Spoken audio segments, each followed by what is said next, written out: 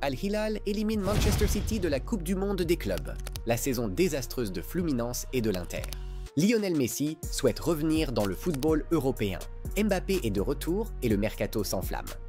Ceci est Football News Tribuna et nous commençons tout de suite. Al Hilal a créé une énorme surprise en battant Manchester City 4-3 en huitième de finale de la Coupe du Monde des clubs. Nous aurions aimé continuer, a déclaré Pep Guardiola. On ne vient ici qu'une fois tous les 4 ans. Nous avions le sentiment que l'équipe se portait bien, mais nous rentrons à la maison et maintenant il est temps de se reposer, de reposer nos esprits pour la nouvelle saison. Et bien sûr, Internet est déjà inondé de mèmes sur l'entraîneur de City. Fluminense a battu l'Inter 2-0 et maintenant Thiago Silva, à 40 ans, a la chance d'atteindre les demi-finales puisque le club brésilien affrontera Al Hilal en quart de finale. Après le match, le commentaire de Lautaro Martinez. Ceux qui ne veulent pas se battre pour l'Inter devraient partir. Le président de l'Inter, Giuseppe Marotta, n'a pas hésité à clarifier à qui Lautaro faisait référence. Le message de Lautaro concernant les joueurs qui ne veulent pas rester, il ne l'a pas dit, mais je vais le dire. C'était pour Hakan Çalhanoğlu. Nous allons parler avec Hakan. S'il y a des conditions pour se séparer, nous le ferons sans aucun problème. La saison de l'Inter se termine dans le scandale et l'échec lors de la Coupe du Monde des clubs.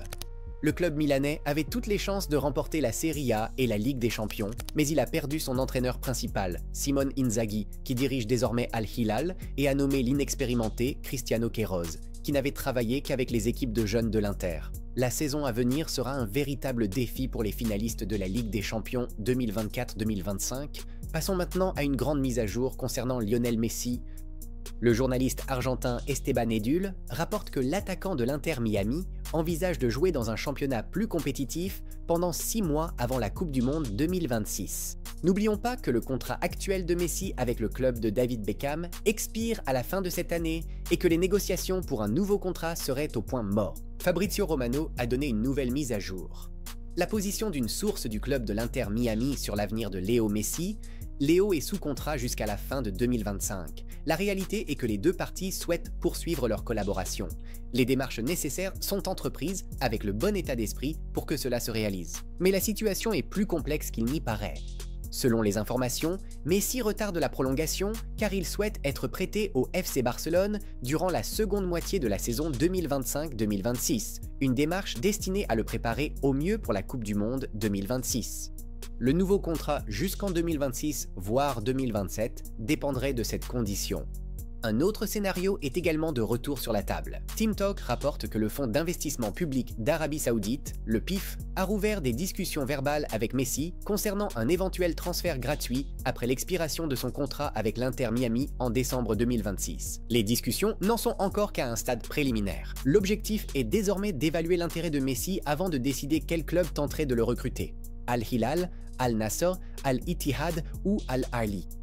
Il existe même une réelle possibilité que Messi puisse jouer aux côtés de Cristiano Ronaldo dans la même équipe à la fin de leur carrière. Et soyons honnêtes, la Saudi Pro League est actuellement un championnat plus fort que la MLS, comme l'a clairement démontré la Coupe du Monde des clubs. Le président de la Fédération saoudienne de football, Yassir Al-Missial, j'espère que je l'ai bien prononcé. Au fait, n'hésitez pas à me le dire dans les commentaires si j'ai mal prononcé un nom, au cours de cette vidéo. Améliorons ensemble le contenu de cette chaîne. Donc, le président de la Fédération saoudienne de football, a publiquement confirmé leur intérêt pour la signature de Messi en déclarant que sa venue compléterait le grand bond réalisé par Cristiano Ronaldo. Mais Al Nassr n'est pas le favori pour recruter Léo. Selon Gulf News, le président d'Al Hilal, Fahad bin Nafel, s'est déjà rendu aux États-Unis pour rencontrer le père et agent de Messi, Jorge Messi, ce qui montre une tentative très sérieuse de conclure l'accord. S'il accepte, Lionel Messi pourrait devenir incroyablement riche. Des rapports antérieurs évoquaient des offres allant de 220 millions d'euros à un montant ahurissant de 600 millions d'euros par an, soulignant à quel point les clubs saoudiens sont prêts à aller loin pour attirer des icônes mondiales. Et maintenant, passons au reste actualité. Kylian Mbappé est sur le point de faire ses débuts en Coupe Monde Club FIFA lors 8e finale Real Madrid contre Juventus, l'entraîneur Xabi Alonso affirmant qu'il y a grande chance que l'attaquant soit apte à jouer. Mbappé a manqué les 3 matchs de phase de groupe du Real Madrid contre Al Hilal, Pachuca et le RB Salzbourg après avoir été diagnostiqué d'une gastro-entérite aiguë juste avant le début du tournoi. Il a même perdu 5 kilos pendant la maladie. Stuttgart a recruté le milieu offensif du FC Barcelone Noah Darwich, considéré comme l'un des plus grands talents allemands de la nouvelle génération. Marc Guéhi est désormais la priorité de Liverpool. Le club est dans la phase finale des négociations avec le défenseur de 24 ans, rapporte Florian Plettenberg. Les candidats pour accueillir la Coupe du Monde des clubs de la FIFA 2029 sont le Brésil, le Qatar, le Maroc et l'Espagne.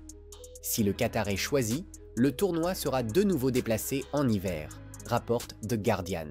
Fenerbahçe a trouvé un accord total avec Al Nassr pour le transfert de John Duran, rapporte Santi Aouna. L'attaquant colombien n'a passé que 6 mois en Arabie Saoudite. Marcus Rashford est officiellement de retour à Manchester United. Aston Villa a décidé de ne pas activer l'option d'achat, qui était fixée à 40 millions de livres sterling. Tottenham s'intéresse réellement à Mohamed Kudus, qui figure en bonne place sur leur liste estivale, selon Matt Lowe. Des premiers contacts ont déjà eu lieu avec ses nouveaux agents et d'autres clubs sont également impliqués. Le journaliste Guillermo Rey rapporte que des sources proches de Rodrigo étaient mécontentes de son temps de jeu lors des premiers matchs de la Coupe du Monde des clubs. L'arrivée de Most Anthony pourrait encore réduire le rôle de Rodrigo. Arsenal continue de suivre de près la situation du Brésilien au Real Madrid. Tammy Abraham quitte Rome pour rejoindre Beşiktaş. Le montant du transfert s'élève à 20 millions d'euros. John Textor a officiellement démissionné de toutes ses fonctions exécutives à Lyon, y compris de son poste au sein du conseil d'administration du club. Emiliano Martinez est sur le point de quitter Aston Villa, selon la Gazzetta dello Sport. Il a récemment été proposé à Chelsea, mais le gardien préfère un transfert à Manchester United. Arsenal est en contact avec les représentants d'Eberechi Eze. Les Gunners connaissent déjà les conditions d'un éventuel accord avec la star de Crystal Palace et les négociations sont en cours. Voilà toutes les actualités du jour, les amis.